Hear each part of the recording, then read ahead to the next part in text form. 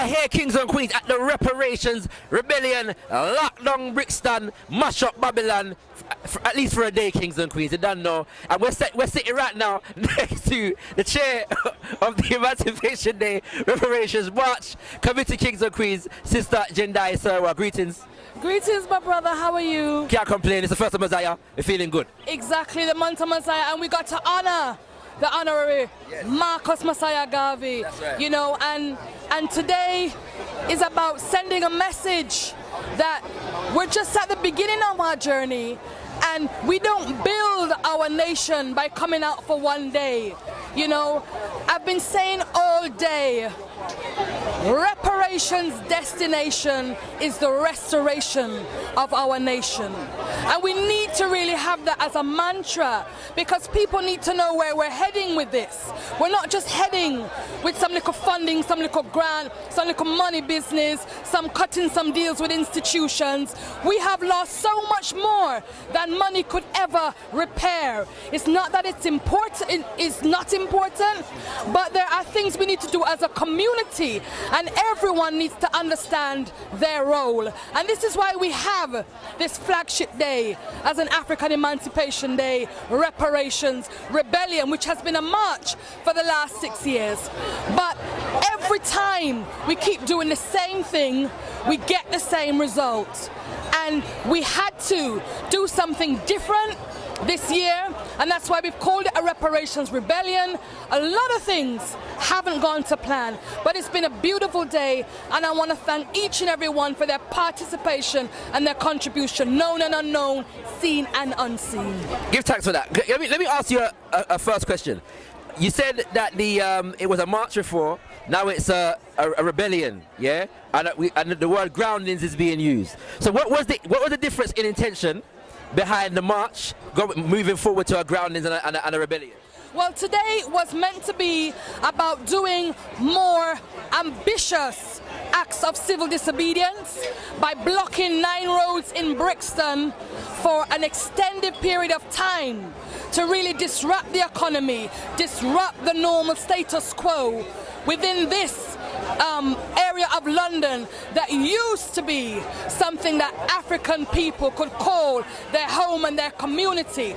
But through the Mangamese crime of gentrification, it is something that has slowly been eroded from our community, and they have been moved out and outpriced of their own community.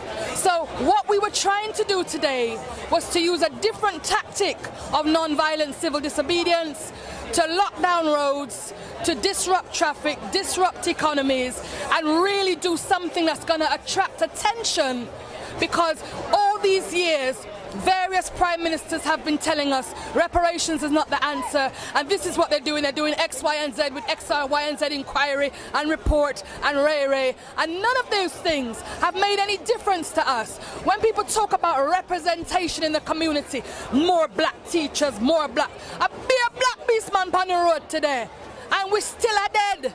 You're still are dead in London. We still are dead all over the UK and across the world through state brutality. So equality, diversity and inclusion is not the answer for us. We need to work towards knowing that restoration of nation is the answer. So that's what we were doing.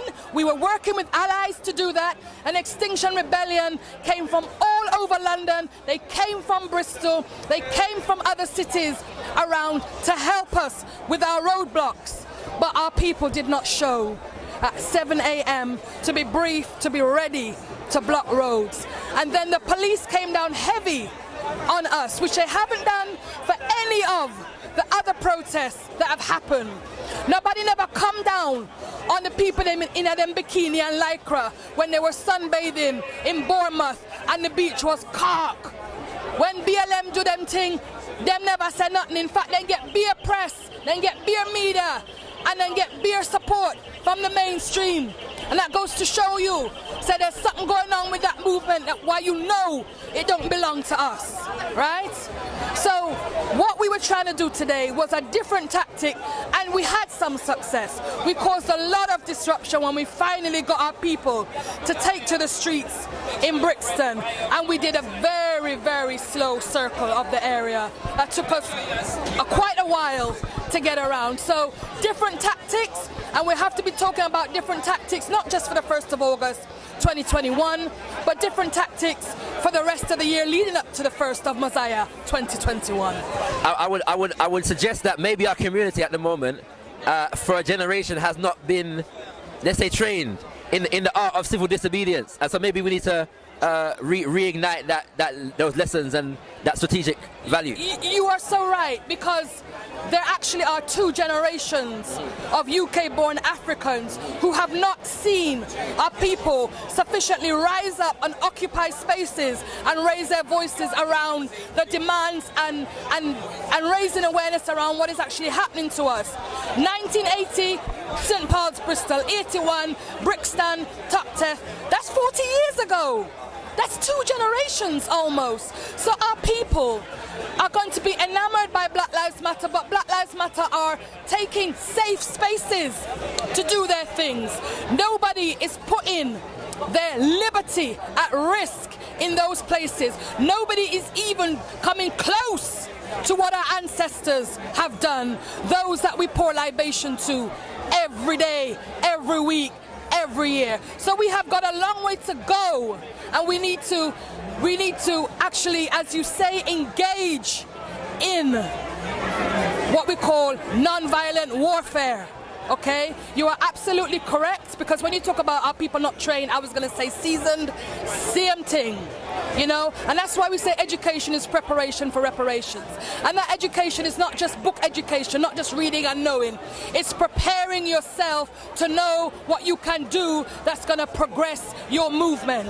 So that's what we need to do, and educate our people to know, to take risks, to feel the fear and do it anyway. You mentioned when in your roundup speech that 2 London boroughs, I believe it is, have passed reparations bills. Yes. Our people may not know this, so explain the science behind that. Right, so what has happened since last year, 1st of Messiah 2019, one Green Party councillor by the name of Scott Ainsley came on the march.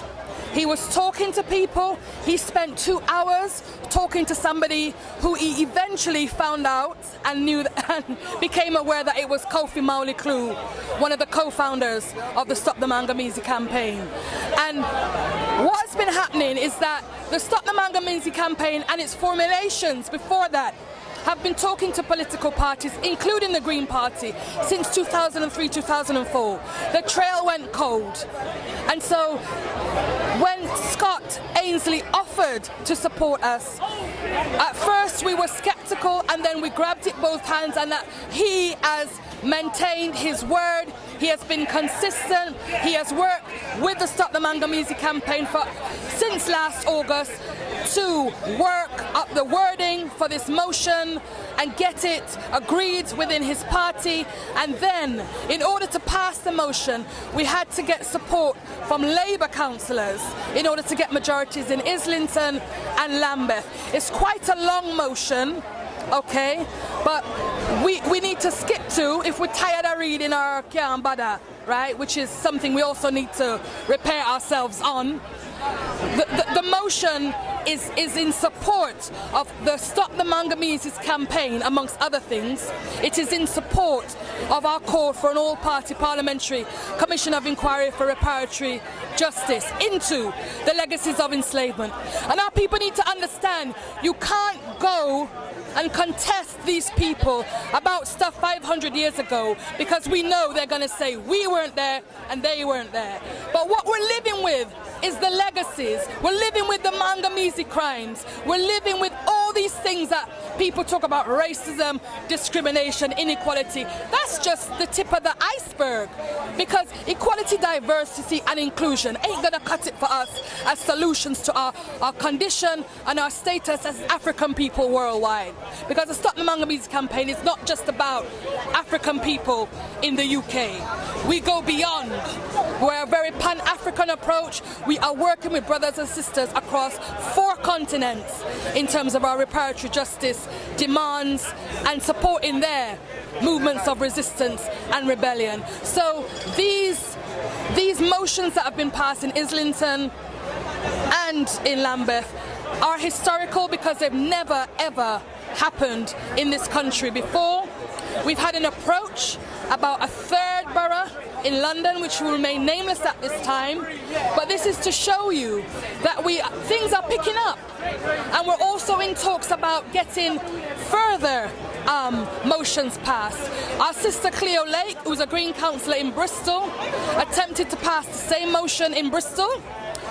We weren't able to get it heard at that point, but we will get it heard later. But she was able to ask questions in her capacity as a council, because how they run things is very strict. So you ask her 2 questions.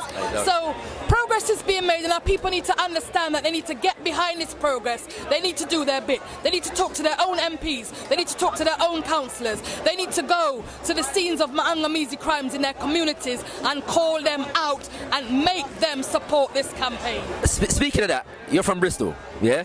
And a very, very newsworthy event took place in Bristol a couple months ago. So we have to ask this question, right? Now, and it has been said, yeah, that obviously the statue of an enslaver was taken down in the midst of what was reported to be a Black Lives Matter march. But when we looked at the video, most of the people in it were non-Africans, yeah? And I'm made to understand that there's a theatre named after the same individual and a mall named after around the same vicinity as the statue, named after the same individual, yeah? There are schools, roads, buildings, all the all is changing its name now. Right. Yeah, and the school. So in that sense, because first of all, we should acknowledge that as far as forwarding the reparations campaign within the midst of this country, what you just mentioned is it a victory? Is it a step forward? Is it? It's in terms of the boroughs, a symbolic thing, right? Because what that did was make the whole world question what statues and what representation. No. What I meant was the fact that these London boroughs have passed that bill might be considered. Is that a victory? Is that a step forward, or? It is a step forward. Right. It is a step forward because it's not been done before. Right. To have mainstream political party support for the specific call for the commission of inquiry is definitely a positive step forward. The reason why I'm asking that question is because people want to hear that something might go on, yeah? Now, for some of us, we're not expecting anything to go on soon, but some of us would like to see that in order to see the viability of the reparations campaign. But then in terms of escalation now, from marching to civil disobedience, some might critique the reparations movement thus far in a sense of, well, that should have been the reparations movement's job to do in terms of finding out where these statues are and taking them down, as an act of the civil disobedience. What would you say to that? I would say there are many battles to fight. We are fighting the big one, right? We can spend our time taking down statues, but what systemic, practical, tangible change does that make for our communities? You can take down Churchill, you can take down Gandhi, you can take down Colston.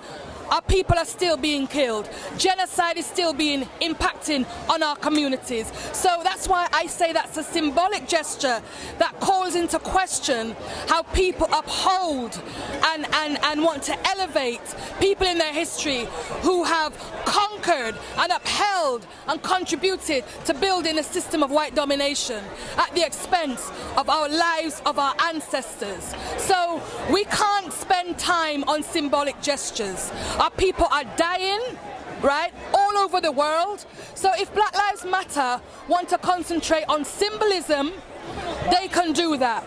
We need to do stuff that is about building power for our people and restoring our nation. Black Lives Matter are not about that. Giving facts. Last question. I know we plan always prior to, a year in advance at least. What do the people watching need to know from now about the 1st of Messiah 2021? The thing that you need to know is that you need to prepare better for it. When we call you, you need to come. You need to come quick.